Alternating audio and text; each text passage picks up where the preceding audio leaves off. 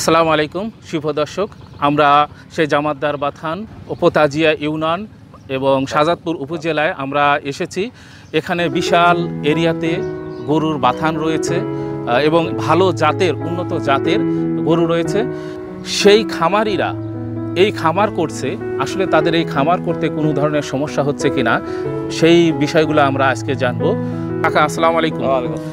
কাকা, দর্শকের উদ্দেশ্যে আপনার পরিচয়টা একটু যদি দিতেন, আপনার নামটা। আলহাজ আবুল কালাম চৌধুরী, আমার বাড়ি হলো শাহজাদপুর থানার শালাসবি গ্রামে। জি, তাহলে আপনারা এখানে কয়জন মিলে এই বাথানটা করেছেন? আমরা এখানে চারজন মিলে বাথান করি। চারজন মিলে বাথান করেছেন। আপনাদের এই বাথানে কি কি জাত আছে? আমাদের এখানে বাথান জাত আছে হলো ফ্রিজিয়ান আর জার্সি। ফ্রিজিয়ান এবং জার্সি। আচ্ছা, আপনারা শুধু তো ডেইরি নিয়ে কাজ করেন, তাই তো? জি জি। হ্যাঁ, এখানে কিন্তু বিফ ফ্যাটিং হয় না, না? আচ্ছা, ফিটিং হয় না। ডেইরিতে যে দুধ প্রোডাকশনটা হয় কোথায় নিয়ে যান, কোথায় বিক্রি করেন? এটা আমরা ওই মিল ভিটে দেই। মিল ভিটাতে দেন? এখান থেকে রাস্তা আছে, কাঁচা রাস্তা দিয়ে যায় ওই মিল ভিটে। আচ্ছা, এই নদীটা কোথায় গেছে? এই নদীটা ঘুরে মিল ভিটে গেছে। মিল ভিটাই বাদ আছে না? আচ্ছা, এই যে মিল্ক ভিটা যে আপনারা দিচ্ছেন, এখান থেকে আসলে খোলা বাজারে যেটা বিক্রি হচ্ছে তার চেয়ে আপনারা কি ন্যায্য মূল্যেই দিচ্ছেন নাকি? মিল ভিটে দুধের দাম কম। আচ্ছা আচ্ছা আচ্ছা। মিল ভিটে দুধের দাম কম, বাজারে বাইরে খোলা বাজারে বেশি। খোলা বাজারে বেশি, তার মানে খোলা বাজারে যে রেটে বিক্রি হয় তার চেয়ে আপনাদের এখানে আরেকটু বেশি হওয়া দরকার মনে হয়, নাকি এরকম মনে করেন? বেশি তো দরকার, কিন্তু এখন তো মিল ভিটে দিতে পারছে না। তাদের একটা সিস্টেম আছে বোধহয়, না? আচ্ছা আচ্ছা, ওকে। এই যে আপনারা যে ডেইরি করছেন, গরু লালন পালন করছেন, এই গরু লালন পালন করতে গিয়ে ডেইরি করতে আপনাদের কি কোনো সমস্যা হচ্ছে? সমস্যা হচ্ছে, বর্তমানে গোখাদ্যের দাম অনেক বেশি। কেমন, যদি আপনার দর্শকদের একটু বলতেন। দর্শক উদ্দেশ্যে বলতে চাই যে এখন বর্তমানে গোখাদ্যর দাম অনেক চড়া মূল্যে কিনতে হয়, দুধের দামের সঙ্গে এগুলো আমাদের আর খাপ খাচ্ছে না। আচ্ছা, আমরা পোষা নিতে পারতেছি না। আচ্ছা আচ্ছা, মানে ক্ষতি হচ্ছে, এখন লোকসান হচ্ছে। লোকসানে যাচ্ছেন, মানে এই খামারি হারিয়ে যাওয়ার মতো সম্ভাবনা থাকতে এরকম সৃষ্টি হচ্ছে। হ্যাঁ, আচ্ছা, আপনারা কি চাচ্ছেন, কি করা দরকার মনে হচ্ছে?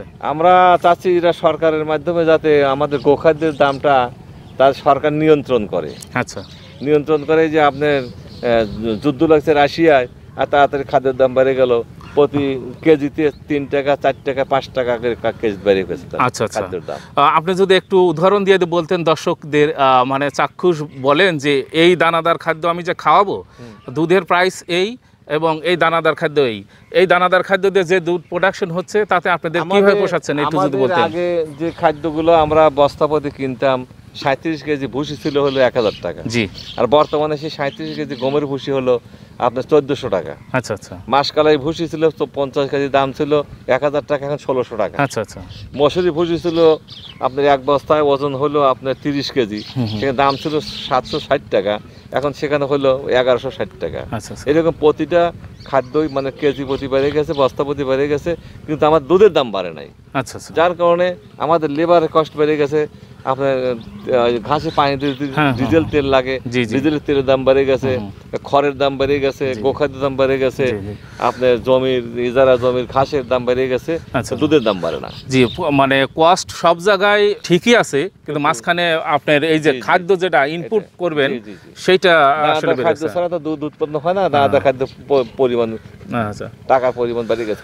ঊর্ধ্বতন যারা কর্মকর্তা রয়েছেন অবশ্যই এই বিষয়টা চিন্তা করবেন, কারণ এনারা একটা বিশাল একটা বড় ধরনের দায়িত্ব পালন করছেন। এনারা যেন খুব ভালোভাবে আর এই খামারটা টিকা রাখতে পারে এবং এই আমাদের এই ডেইরি সেক্টরকে যেন তারা ভালোভাবে সার্ভিস দিতে পারে এবং সেবা করতে পারে, সেই বিষয়গুলো বিবেচনা করে আমার মনে হয় ওনাদের যে ইনপুট ইনভেস্ট করেন সেই বিষয়গুলো বিবেচনা করা দরকার। তো দর্শক, আজকে এখানেই, সবাই ভালো থাকবেন, সুস্থ থাকবেন, এই চ্যানেলের সাথেই থাকবেন। সবাইকে আসসালামু আলাইকুম। ওয়ালাইকুম আসসালাম।